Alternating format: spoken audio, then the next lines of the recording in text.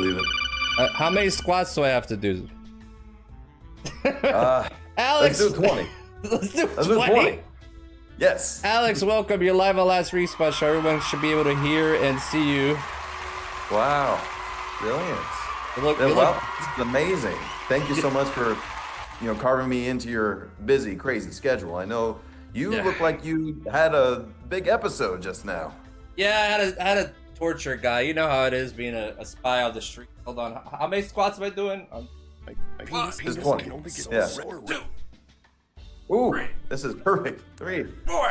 Keep going. Keep 5. going. Your girlfriend's in the chat, by the way. 6. What's that? Your girlfriend's in the chat. Yeah, she said she was gonna hop right on in. It's a beautiful thing. Hi, honey. Yeah. Also, I forgot to tell you, my community can play cards and gifts. So if I react to something or have to do squats, that's what's going on. Oh wow, that's amazing. I thought you were just doing that just for me. That's too kind. Well, Jeez. Woo! I hate to ask how the other guy is doing. Well, I broke his kneecap, so he's not. I don't. It's not going to be skiing anytime soon. Oh, yeah. I should have cleaned up. I got a lot of problematic things on here, but whatever, Just day in, day out business, SSDD. Same shit. Yeah, see, you're I'm shocked that are you a gentleman spy? You kind of look like you got a John Wick look to you. I think this is what I'm going for. Do my best John Wick. Deep throat. In there. I need a gun. Mm-hmm. I'm thinking I'm back. Taking out. Step on me, mommy. Which I will say I do appreciate. I appreciate very much that he uses ASL in John Wick 2. So. Oh yeah, he does. Cause that one girl. Okay, yeah. Yeah. I believe that. What was it? Ruby Rose. Yep. Yeah. That was great. She's not deaf. She's not hard of hearing. Yeah. It's fine. I actually, speaking about movies, I actually watched Ballerina recently. Did you watch that? I haven't seen that yet. No. Yeah. It was silly. It felt like it would have been better as a video game movie. She was like constantly just randomly attacked. Like it just felt like a video game where you're just like, oh, we need people to fight. What if all these people just jumped out of a bus and started beating on her? It was very silly. Something to up the ante, I guess. Something, to like, well, John Wick had all this, so let's just make it even crazier. Oh yeah, when he shows up, he steals the whole movie. Well, that's what I hear. He pops right in, and they're just like, you got a great well, we plot. can't exactly make this a John Wick, movie. So, how do we show him yet not show him as much? Yeah, I mean he's coming back. But anyway, listen. Yeah. We're here to talk spy movies with the classic Film Lover's Guide. Yeah. Now, let's get off it. What do you think of the current? We've got a lot of spy movies throughout the years. I feel like there's been so many spy movies to rival superhero movies. Like that is like the genre that Hollywood seems to jump on the most. Am I nuts? Oh no, it's definitely one of the most popular genres. Just because people love gadgetry, people love the element of the exotic lifestyle. Exotic lifestyle, the mysterious lifestyle, and of course, especially when you look at the spy movies that have been made so popular, thanks to the amazing it's always that thing, surrounded by. This is attractive to so many men, the male audience that there's got to be, a female interest. There's got to be a love interest popping up in here somewhere. So with that exotic lifestyle still at play. Right. But even, great action. Everybody loves great action. Yeah. Oh my God.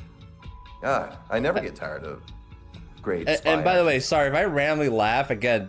I'm reacting to the sound bites my audience are playing, and I gotta tell you, they like you. They're playing some Aruga. Jeez, thank His girlfriend is in the chat, guys. You better be careful. All right. And she is a gorgeous redhead. So she will an Irish Italian redhead. So she will. Yep. You guys, fly. You got your own Black Widow. I do. Yes, I'm thankful. I don't need to. Sometimes, if I'm like you, if I just by chance, run into anybody on the street who's trying to jump me, I'm just like, honey. Yeah, take care of business. I love it. She takes care of business. She's great. But no, yeah, spy movies are just some of the best. She says it's true. It's true. See, it's so damn true. Yeah, she came from a family of. Funny enough, she actually comes from if I'm allowed to say this, she comes from a family of law enforcement as well. So she's. Oh, all right. I mean, maybe say less. Yeah. Be careful. Okay, this is about him movies, not me. No, that's her. She has to be front of attention. She has to be. It's just gonna make it about you too. That's it. I love it. No, not romance movies now. That's what we're doing. Yeah, romance movies. I mean, well, romance is a part of the spy. Whether this, James Bond's trying to woo up somebody or the spy is falling in love with the femme fatale. It is always part of the spy genre. Do you like that element to it? Do you like that certain element? Like in my because I'm a spy or in the movies? Well, both. In your own life, In the movie, does that ever get tiring? Do you ever get exhausted from that, man? Listen, in this lifestyle, it's very hard to trust people. As a spy, you gotta wear multiple hats. You gotta wear different personas and get the mission done. So, a femme fatale is more of a distraction to me than anything. They could be the toughest henchmen to crack.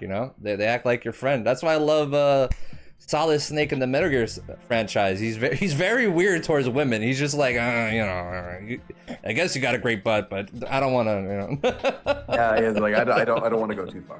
He's like, I don't, girls make me nervous. Hey, that's an understandable feeling, man. I know how he feels. I did like. Did you watch the Kingsman movies? Like was it 3 of them? It was 3 of them. I've only seen the first one. Okay, well, the first one. First was still one of the greatest, but yeah, in the first one, he, Eggsy befriends that one girl and they're friends, and I love that relationship, and they killed it in the sequel. But what I did like in the sequel, they hold on, there's fucking gunshots outside my. All right.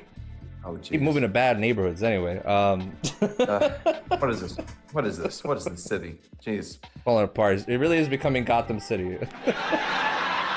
Gosh. Well, better Gotham than Metropolis. Don't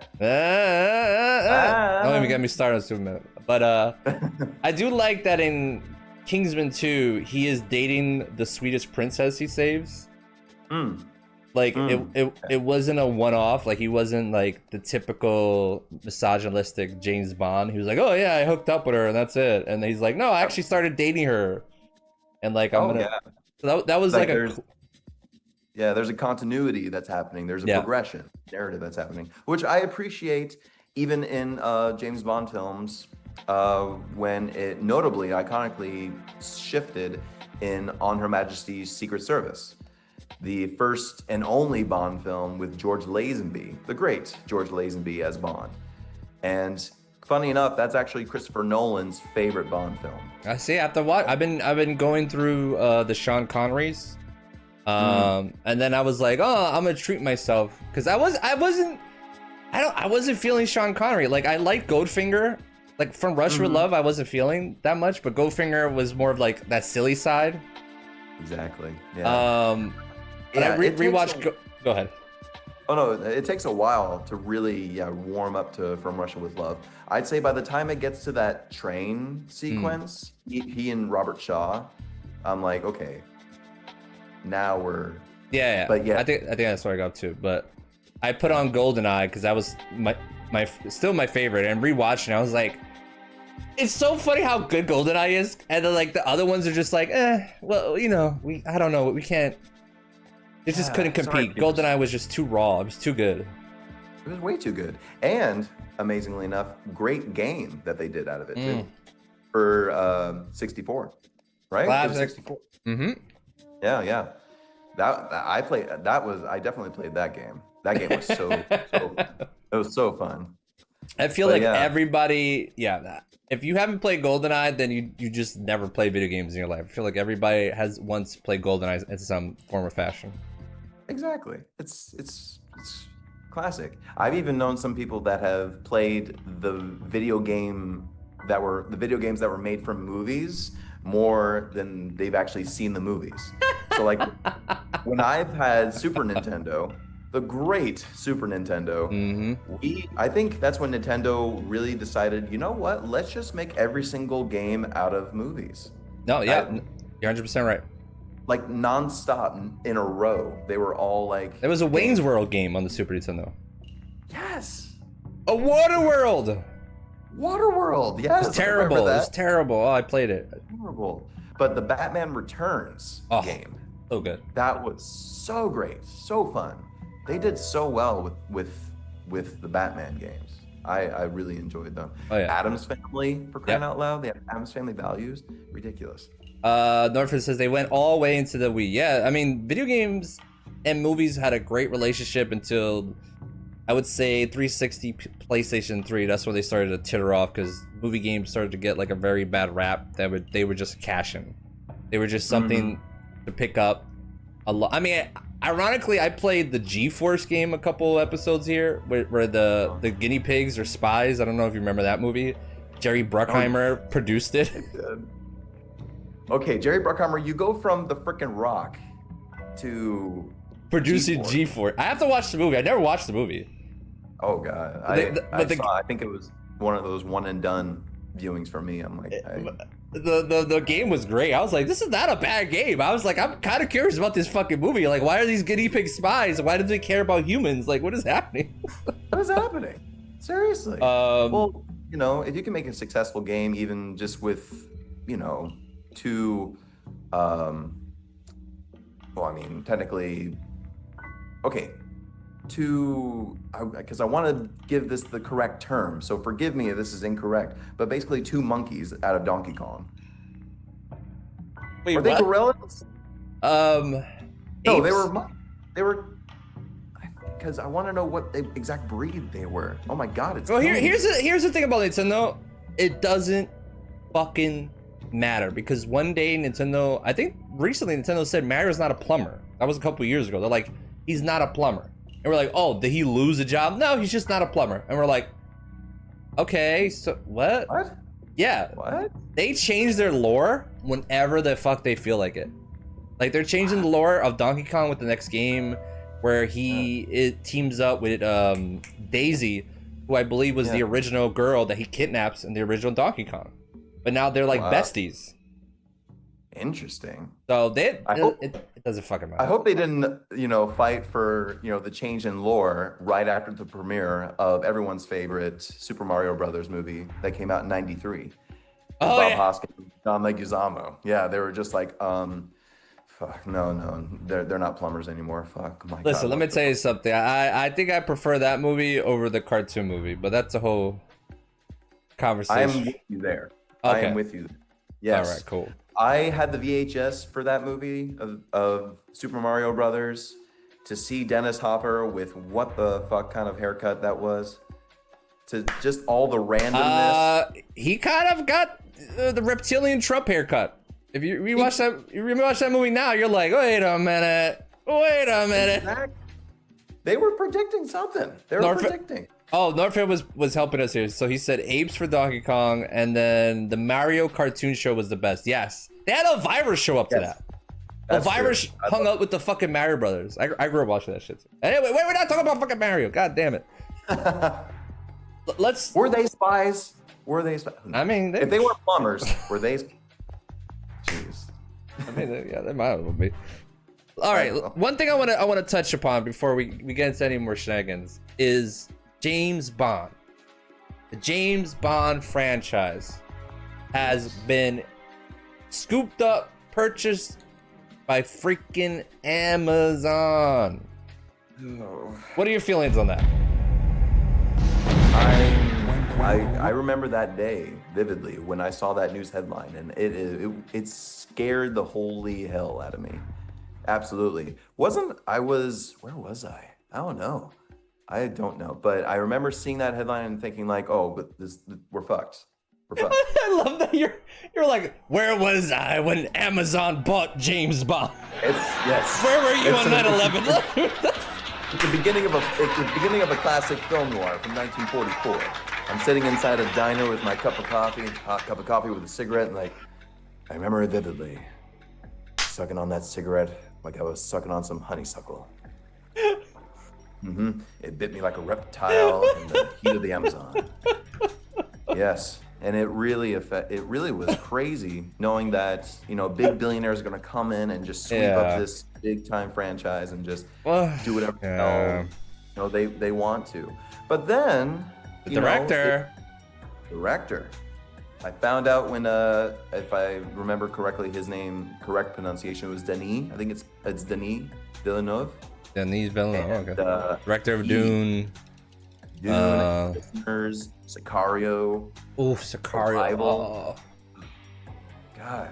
So, and Blade Runner 2049, which is so great. Made some bangers. He's made some bangers. So it's in good hands if they let him cook. Exactly. And that son is How I Met Your Father, your girlfriend.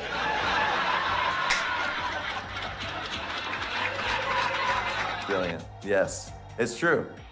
Back in 1944. Yes. We got fucking time travel to see.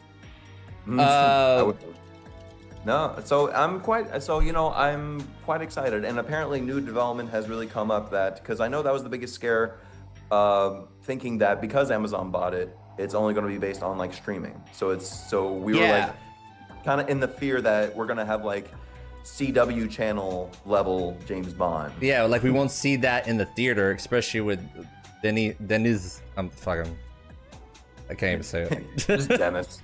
Just Dennis. Dennis. Nice. But yeah, well, and that's the thing. It's like he's made some of the like most brilliant films of this century currently. Yeah. And I can't be so fearful that this next James Bond entry will be, you know, such a any less. Yeah. He's gonna make that an epic movie, which, you know, a James Bond movie should always be, I think, epic. My only worry is what the casting rumors is. It seems like they're casting very young with Tom Holland, Jacob I forgot his fucking last name. Lordy, yeah. Yeah, Lordy, Mr. Euphoric dude. Yeah. But then also Aaron Taylor Johnson. Oh yeah. Yeah. Which that I can see that. But I'm in the club that has always been fighting for Idris frickin' Elba as James Bond. Yeah, he's gone on record to say no because fucking people are racist. Which is so dumb. I'm just like, it's because corporations give into them too. Disney barely promoted Ironheart because of all the comments and backlash. And I heard it's really good. I haven't watched it yet, but I've heard it's really good. Yeah. Freaking Ryan Coogler helped produce it. Crazy. I don't know if he directed any episodes, but he was a part of it. He was a part of it. Like, yeah. And it finally introduces Mephisto, which everybody's been waiting for. Sacha Baron Cohen is Mephisto. I saw that image. I'm like, okay. Yeah. So it's when it comes to money, these corporations are so scared, and it's so sad because I would love to see Idris Elba, but he's not gonna do it. They're gonna keep it a white man. They're gonna keep it a white man. It's not gonna be a white woman. It's gonna be a white man, and it might be a young man. Yeah, but I felt like that argument and that, the pain of, having it be a white, a white dude, and specifically having him be blue-eyed, was already resolved with having freaking Daniel Craig. That's true. Yeah, he was blonde. James Bond was never blonde hair, fucking blue eyes. never blonde. Yeah. In the novel, like, this is what you guys have been crying for. Well, you got it. And even so, when Daniel Craig came on the scene before Casino Royale came out, people were still just like, oh, what the fuck, Daniel Craig? What? And of course, they see Casino Royale, they're like, oh my god, it's so great. I'm gonna say something that I don't know if I ever told you. I'm not the biggest Daniel Craig James Bond fan. Really? Yeah. Really?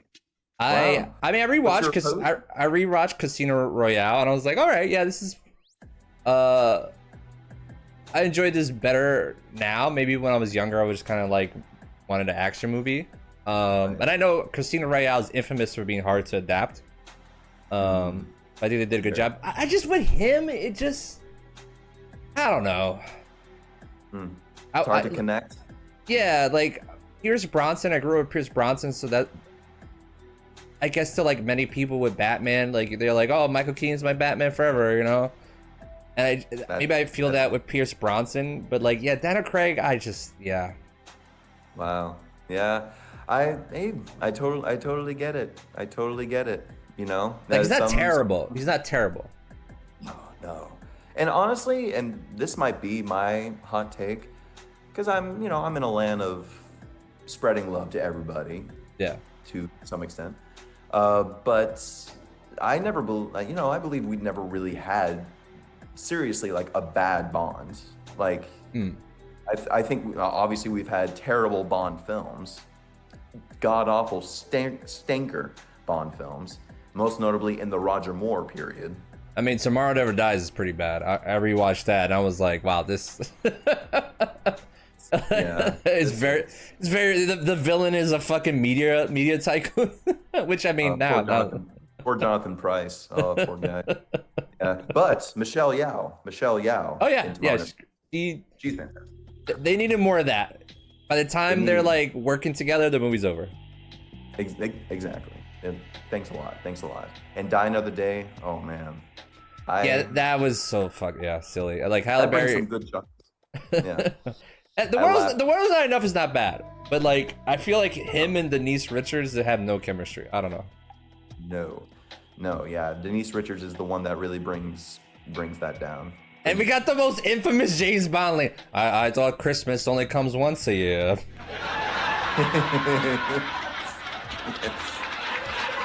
Oh no! Like the young me was like, "What does that mean?" And then I was rewatching. I was like, "Oh Jesus Christ, James Bond!" You scallywag. Yeah. Jeez. But who would you like to see as a new James Bond if they're going for someone young? If they're going for someone young, I mean, hey, if they're still holding auditions, I'd be proud to step in. Hey! But hey, no. I mustn't, because one, I'm not British born, so I do believe in that. Have your Bond be, from the UK, have a strong Cockney accent as James Bond. that'd be hilarious. But no, I think I have no issue with Aaron Taylor Johnson stepping into that role. It's funny because he's good, yeah. Good. It's funny because what did I just watch? 28 years later, yeah. 28 years, yes, that's right. I just watched 28 years later. And of course he pops up in there, and I just keep remembering to myself, like, he's always playing like these scumbag roles, like post-kick. He's playing all these like horrible people. No, you're right. You're right. Between Nocturnal Animals, where he's really good, Bullet Train. I have to watch Bullet Train. I haven't watched it yet. Yeah. Sean Connery was the hairiest Bond. He would be good. Sean Connery's, isn't he dead? Am I wrong? He's gone. Yeah. They're casting young Dr. Bear, right? And a young kid with no hair. Just bring him back. Yes, just digital face him onto Tom Holland's body or Arian. See, that's See, that's the other scary shit. You know, they bring on AI. You know, who's to say? Oh, I meant the Harry kid. Yeah, Aaron Taylor. No, yeah. If in that list between Tom Holland, Jacob Elordi, Aaron, yeah, I would go with Aaron Taylor Giles. You're right. Yeah. He has been getting a lot of scumbag work, especially 20 years later, which is kind of funny because he's a father figure, but he's a shitty dad. Which is you know, I think that's gonna be the whole thing of those movies. Is this poor kid Spike is gonna have different father figures throughout each movie. Now it ended with, spoiler alert, Jimmy. So and Jimmy and the gang are a big part of part 2, which I'm like, I don't know how people hated that ending. That ending was so fucking good. I was just like, yeah, no, I yeah. loved it. I still felt like I wanted so much more. I was just Yeah. like, oh, you know, but that's why we're getting more. That's why they're honoring the audience with some more entries. Say that again. Well, that's why they're honoring more audiences with more to come, right? I think your audio changed. I thought it was on my end. Oh, can you hear me? I can hear you. I don't know if it's something on my end. Does he sound weird to you guys? I don't know. I can still hear you. It's just, I wonder if your microphone changed the laptop or something, or I don't know. Oh yeah, yeah.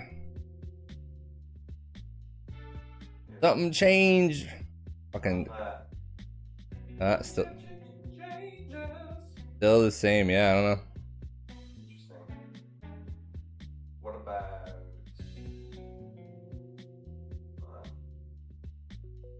I don't know. It's mine.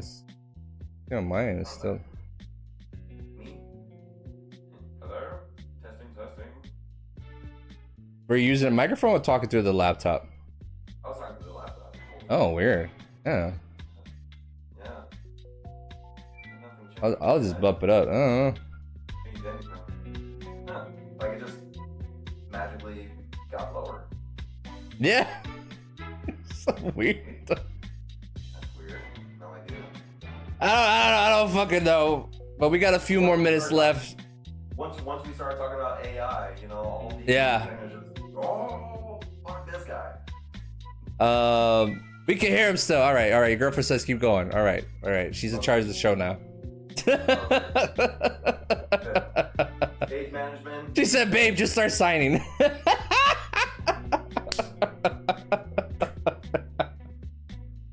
Yeah. Oh my God. So all right, what is your favorite spy movie of all time? Okay, so this is actually, you know, out of so many great spy films, my pick technically is a very unconventional pick because it's not a conventional spy movie in the sense like James Bond, but it's from 1974, The Conversation. Yeah, you were telling me this with Gene Hackman. Let me bring this up right now. I have to check this out. So what is it? What's the movie about?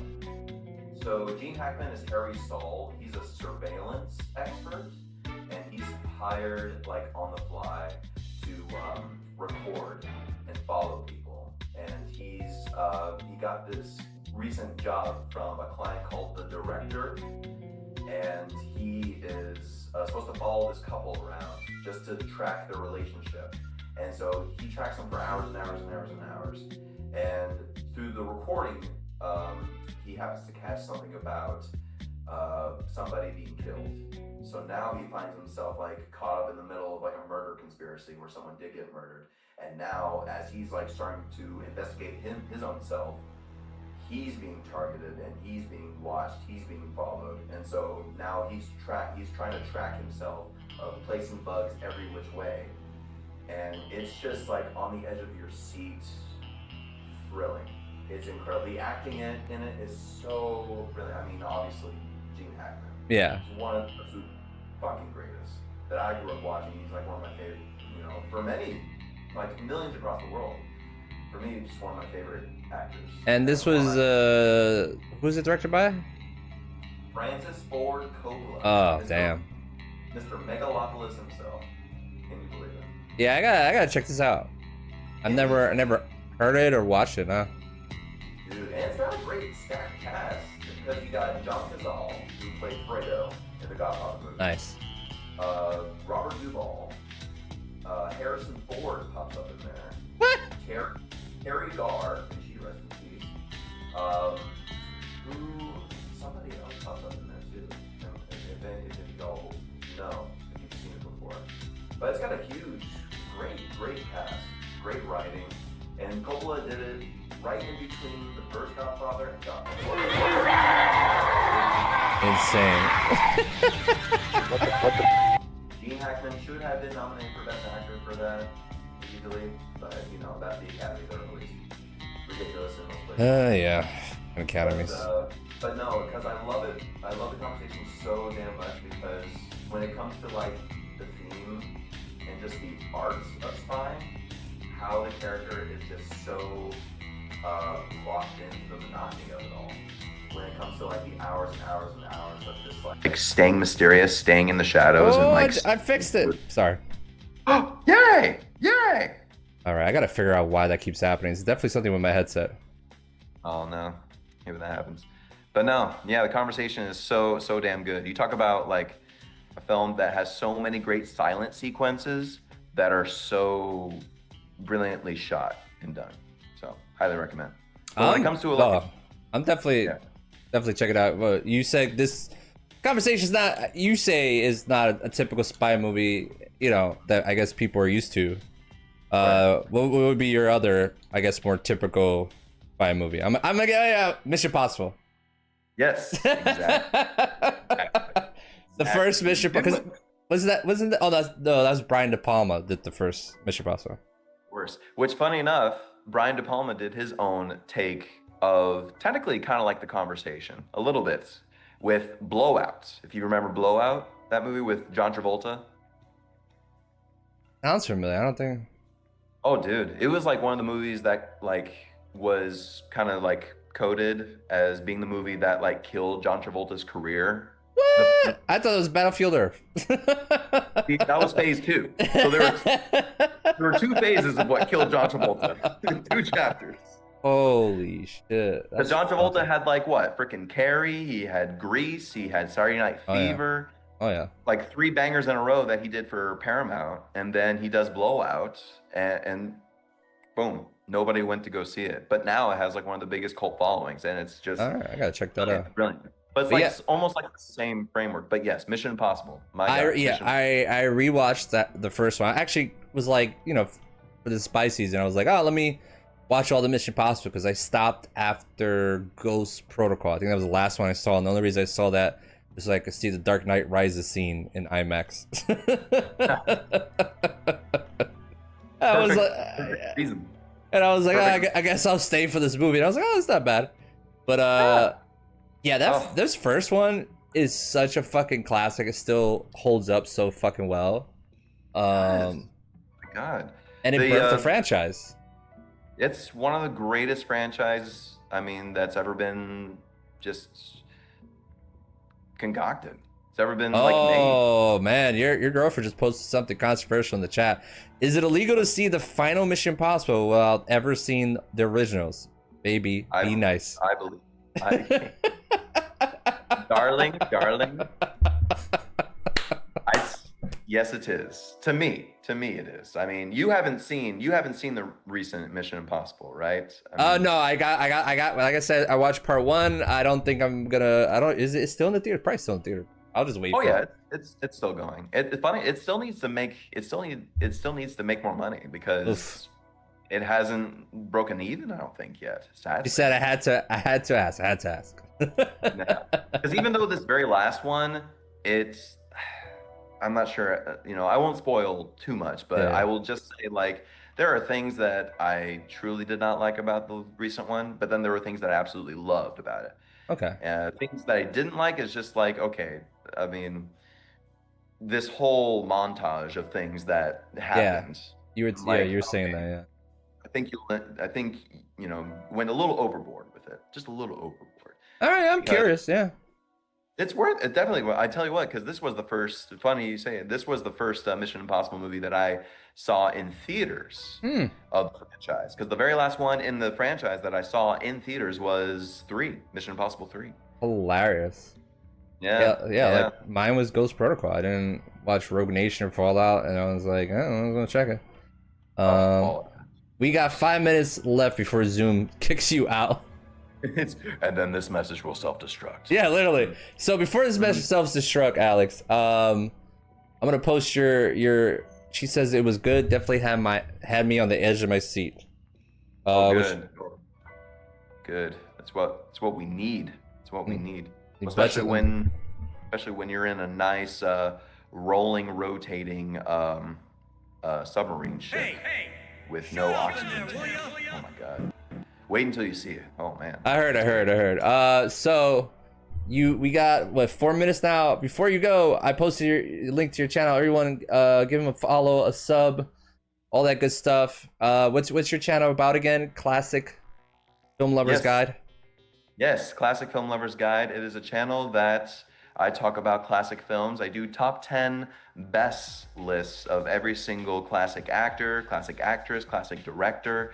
And now for patrons, because I'm on Patreon as well, I'll do some significant content of top 10s, and I'll venture out to do like top 10s of classic film composers for like film scores as well as cinematography. Just film appreciation. I'm all about film history and film preservation. And I think that's just what's the most important thing is like keeping classic films alive. Oh, yeah.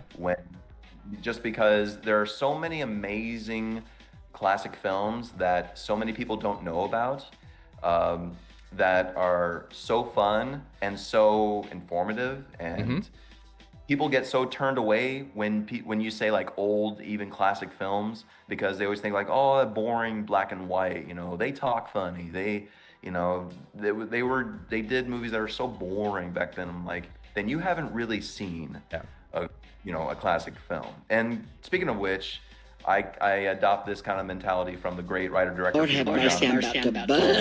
People say like, oh, I don't watch old movies. And then, well, you never hear people say like, oh, let's go watch that old play by Shakespeare. Let's go listen to that old symphony by Mozart. And just like... They age like fine wine, especially with movies. All right? Your girlfriend's cute. She says, you won't regret tuning into his reviews and top 10s. Oh, thank you so much, dearie. Yes. But no. I like I said, I'm pretty sure I mentioned I watched Joe Bob Briggs, The Last Raven on Shudder. He's doing a show Friday night on Shudder. He's doing 2 werewolf movies. We don't know what, but he loves to show old black and white. I've seen silent films. I've seen old films, and I'm like, this is an experience, bro. Like, they don't make movies like this anymore. This is such an art form, and it's just great to see it. Yeah. I look at it, especially on both sides, where they're so great and so creative that you learn. I'm like, oh my god, they were doing this creative shit back then. And I'm just like, well, yeah, imagine like you just got a camera and and technology hasn't been fully formed to what we have today. And they're venturing out and using, get this, they're using their brains to actually create something. They're not just clicking a button and just saying like, oh, we can just add that. Letting the algorithm or the company, Exactly. They're actually, it's great. So yes, I appreciate that so very much. Oh yeah, I love it, dude. When you post something, I check it out. I couldn't get through that Michael Keaton. I think you did it around Father's Day. About that, was it Michael Keaton? Life. Yeah. It was My like, life. yeah. I was like, damn, this movie's sad. The video's sad too. Dude, that's a ooh. I love that movie so much, and as I've gotten older, it's affected so much more, because it's just that mindset of like, you're about to die of cancer, but your wife is pregnant and about to give a baby, and you're just hoping, will I live long enough just to see my kid be born? Anyway. Yep. Yeah. Well, this message is about to self-destruct. I think we got like 30 seconds. Oh god. It was nice having you on, Alex. Thank you. You're welcome back on anytime. Thank you. Yes, please let me know. This was so much fun. Thank you so much for having me on, especially with your busy schedule, with all the shenanigans that you have to take care of, for your business. Man, I respect the holy hell. Thank you, sir. I respect you too. Thank you for coming on. I appreciate you. Take care. Stay safe out there. And Thank you. I'll speak with you. Let me get out of here before it self-destructs. Bye, man. No. Love you all. Love you. Bye. Bye. Oh, that was Alex. All right, that went all right. Oh, I love the zoom thing. It's just we're just gonna hang there. All right, nicely done. Nicely done. Thank you so much. Thank you so much. Oh yeah, the amount of times I would talk to Alex at my job about movies. He's a real king. Please follow his channel. I'm gonna post it one more time in the chat if you haven't. Honestly, does some great videos. And I was like, you know, I gotta have this guy on. You know, talk about spy movies. What the fuck? Yeah, I could listen to him for hours. So yeah, he's got such a love, a passion for films, and the amount of times we talk about movies at work. And I got to see Sinners in IMAX with him. So that was fun. And then he had to leave, and I was sad. Yeah. Thank you for coming by. Thank you for the follow. I'm gonna take a quick break.